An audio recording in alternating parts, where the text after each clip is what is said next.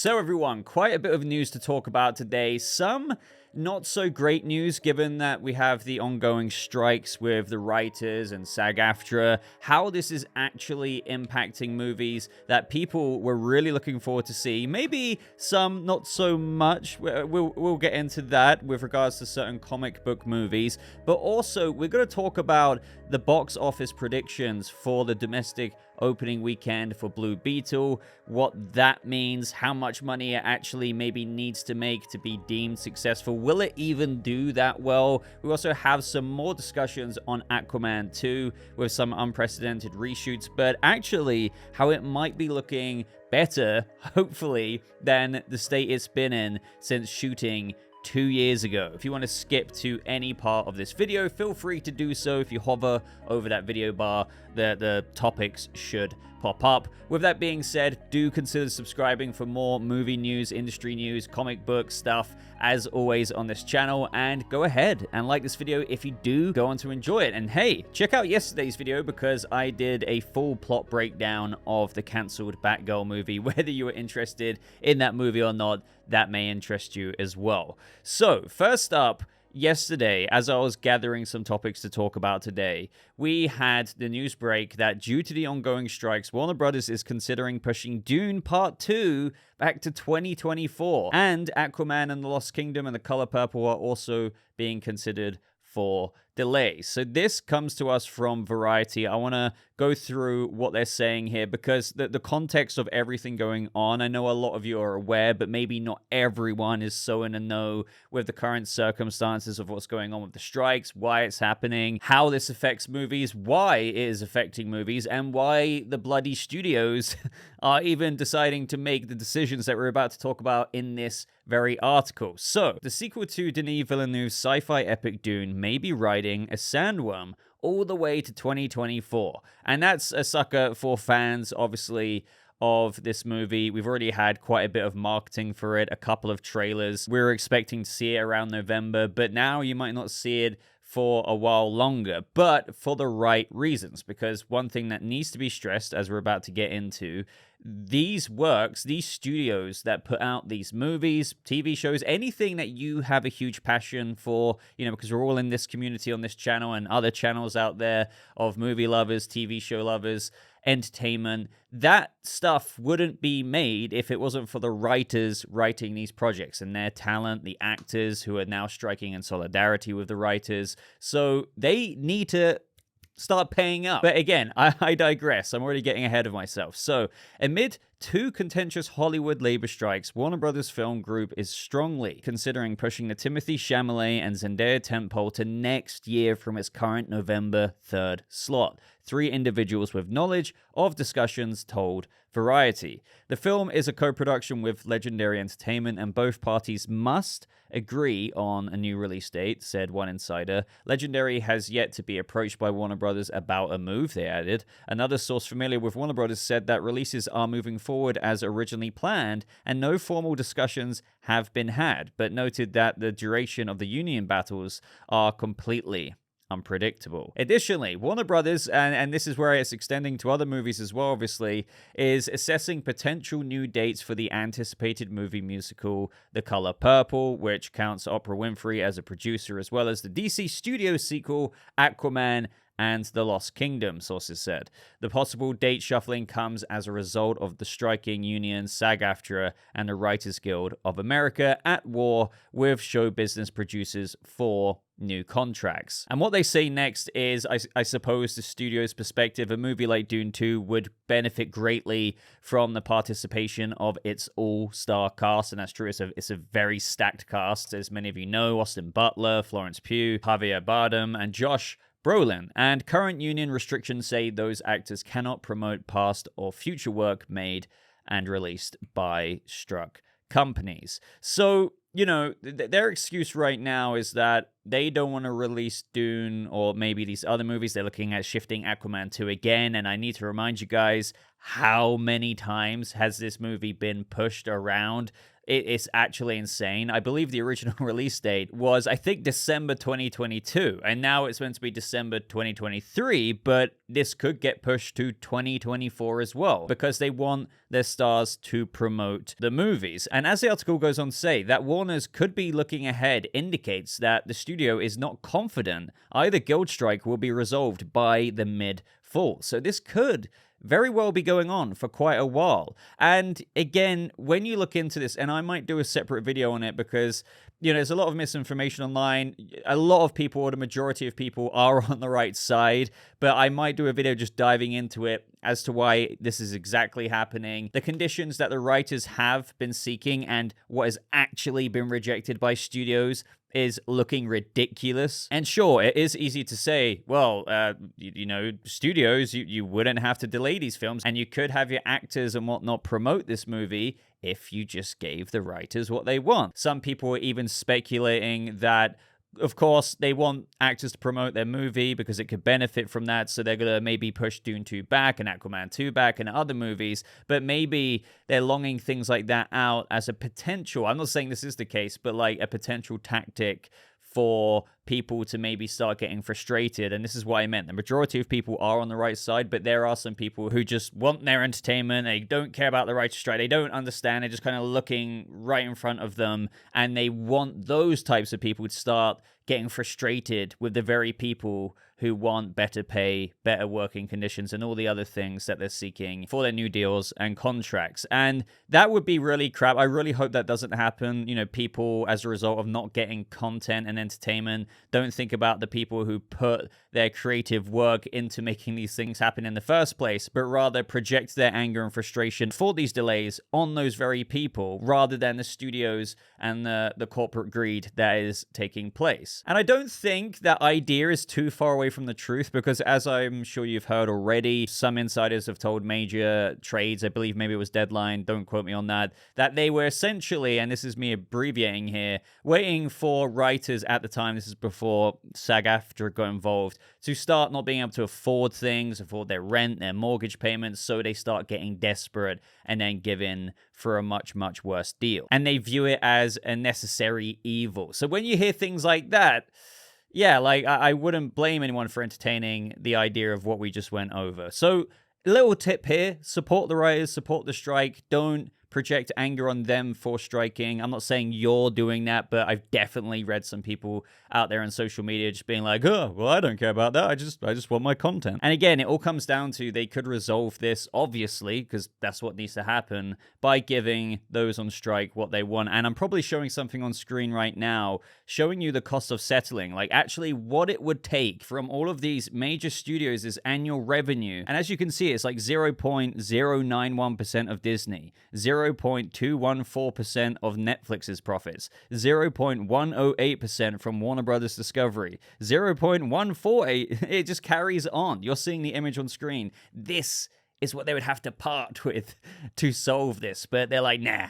And again, this is why I might do that video, because when you look at what they've already rejected, oh man, it's just like Jesus. It just shows you how they don't even want to remotely even meet them halfway right now. But before I get into a whole different video, because we need to get onto other topics here. So that's the situation with current movies. If you're looking forward to Dune 2, could be looking at a release date pushback rather, Aquaman 2 as well. I have to assume that Aquaman 2 would be pushed back rather than given an earlier date, because if the whole thing is about them wanting to promote the movie, then I don't see why they would want to release it amongst this strike. But you never know. They consider pushing Blue Beetle back, and as we went over in the previous news roundup video, they decided against it. So that is still kind of maybe on the table for Aquaman 2, especially when they probably look at how their recent comic book movies have more or less flopped at the box office. Not even more or less. Some have majorly flopped. And we're about to get into how Blue Beetle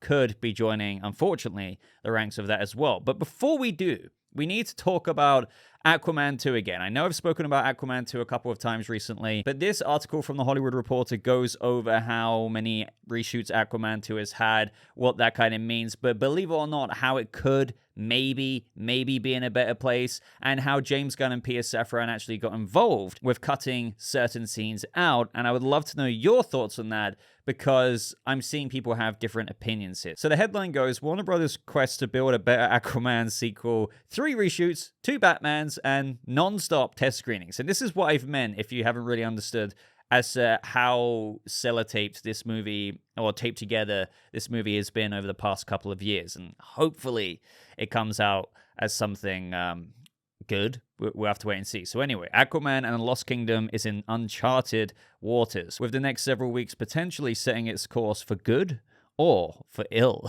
A bit dramatic there.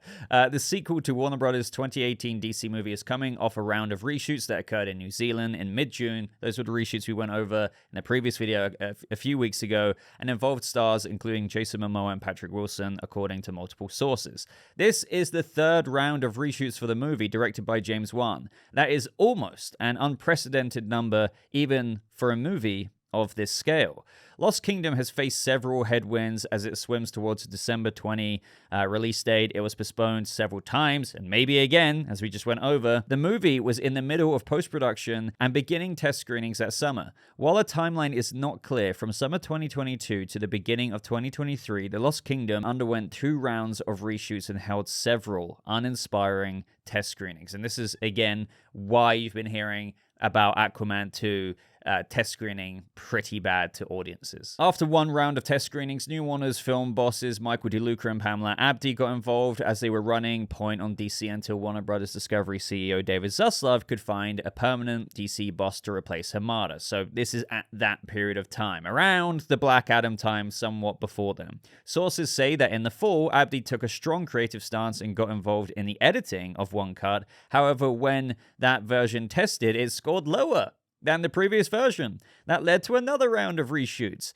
Different visions of executives notwithstanding, it is unclear what the problems were, but one insider said the issue of story clarity has been an ongoing concern. Also a concern, Batman. Now, this is what we've spoken about recently, and this is what I want your opinions on in today's video, as to whether you feel like it should have been kept in anyway. So Hamada wanted Michael Keaton's version of the character to be akin to Samuel L. Jackson's Nick Fury in the Marvel movies, an elder statesman who could pop up in various films, including the now shelved Batgirl, as well as The Lost Kingdom. So again, just in case you're not aware, after the Flash reset, Michael Keaton was going to be our future DCEU Bruce Wayne. It would have popped up first in Batgirl as a post-Flash reset movie. We went over the plot of that in yesterday's video. Check out if you want to. But that vision is no longer happening. But shifting release dates muddled things. At one point, The Lost Kingdom was set to open in March 2023, several months before Keaton's return in June 2023's The Flash. So in late July 2022,